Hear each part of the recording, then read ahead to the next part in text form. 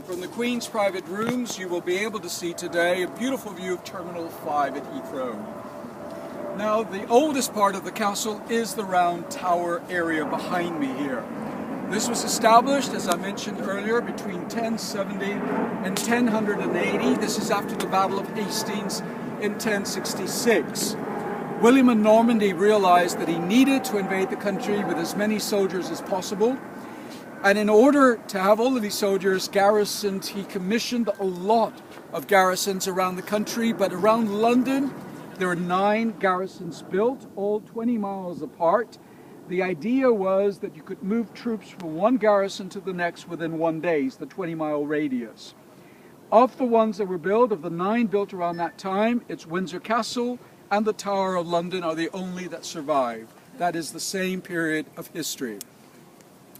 Here is the highest hill in the area. They selected this for a defensive procedure. We're 18 miles from the border of London today. The River Thames is on the other side. If there was going to be an attack from the West Country, they would come down the valley, pick up the river, and follow that in to attack London. So this was a very important outpost.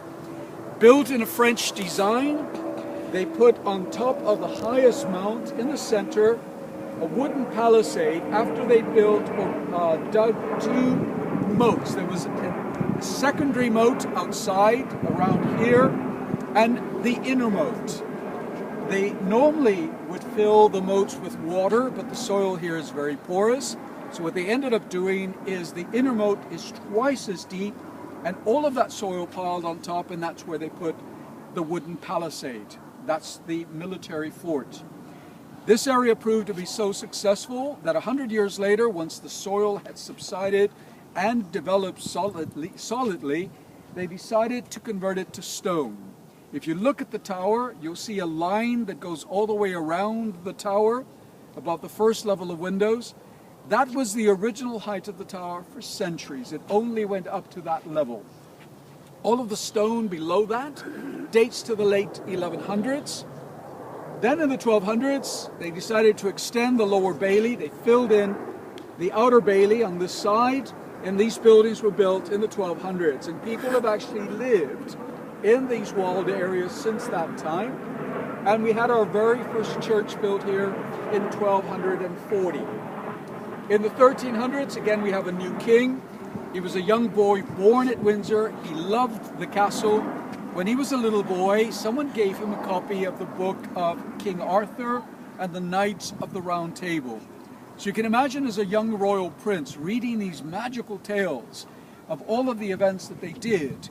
When he became king, he decided to create his own order of the Round Table, and we know that today as the Knights of the Garter. That was 662 years ago. Now, they used to meet annually every year in around the Feast of St. George. They would come to the chapel here to celebrate the saint's day, and then it would follow by a week or 2 weeks of celebration. Horse shows, dances, balls, anything to impress the ladies, but mainly jousting and sword fighting, things of this nature. Well, we didn't have the travel lodge as we do today, so he decided to build accommodation at the top here. There is an inner court or quadrangle that was created for those events, and we have accommodation. So that's the final footprint of the castle. So 10, 11,